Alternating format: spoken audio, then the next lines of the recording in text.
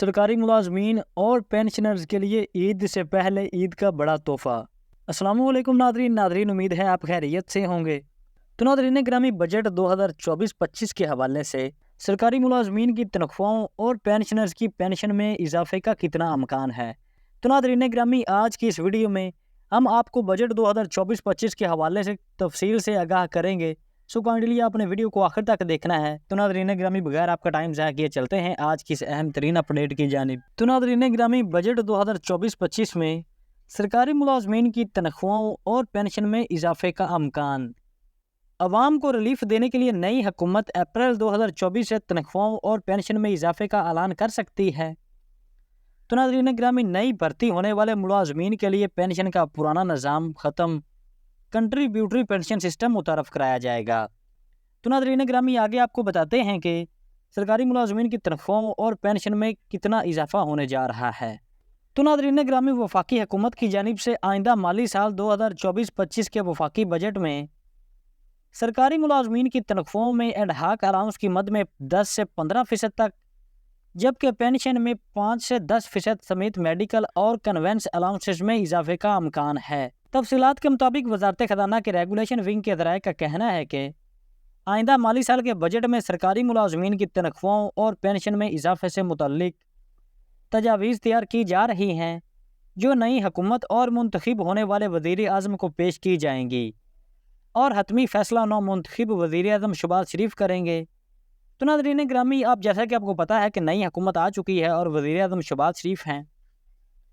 तो नादरीन ग्रामी, वजारत खजाना ज़राए का कहना है कि पे एंड पेंशन कमीशन की जानिब से तैयार करदा सिफारिशात पर पिछले माली साल में भी अमल दरामद नहीं हो सका, क्योंकि पिछले साल कमीशन की रिपोर्ट बजट के बाद फाइनल हुई थी, मगर इस बार रिपोर्ट तो पहले से मौजूद है। तो इन ग्रामी, मगर अमल दरामद अब की बार भी मुश्किल है।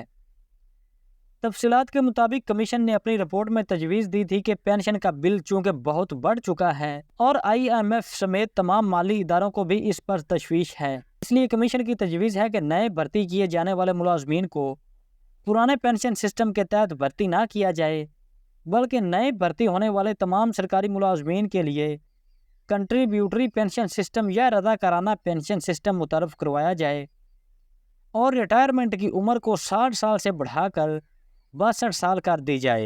तो नादरीन ग्रामी, जैसा कि आपको पता है कि IMF का जो वफद है वो अभी भी पाकिस्तान में मौजूद है और IMF का सबसे बड़ा सवाल ये है कि बढ़ते हुए पेंशन के बोझ को हुकूमती ख़जाने से कम किया जाए।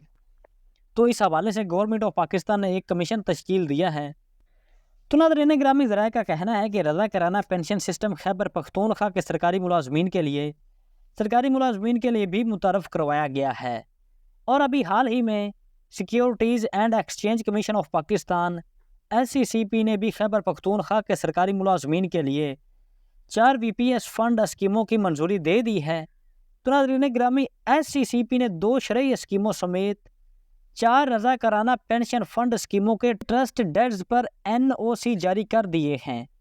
ये स्कीमें 2 पेंशन फंड मैनेजर्स की जानिब से खैबर पख्तूनख्वा के सरकारी मुलाजमीन के लिए पेश की जाएंगी और central depository company of Pakistan limited in funds की ट्रस्टी होगी।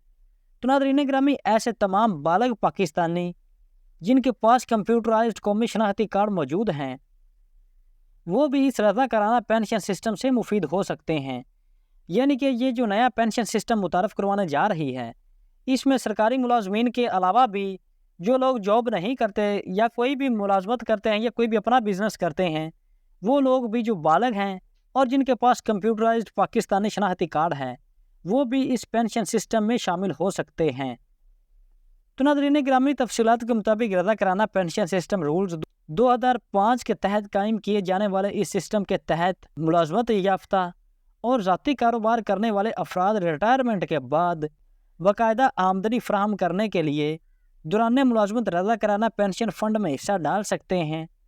SCCP का कहना है कि इन नई पेंशन स्कीमों की माली आनत मुलाजमीन और हुकूमती शराकत के अमतजाज से की जाएगी, यानी कि इस नए पेंशन सिस्टम में, यानी कि इस नए कंट्रीब्यूटरी सिस्टम में हुकूमत और मुलाजमीन दोनों हर माह एक मखसूस रकम कंट्रीब्यूट करेंगे।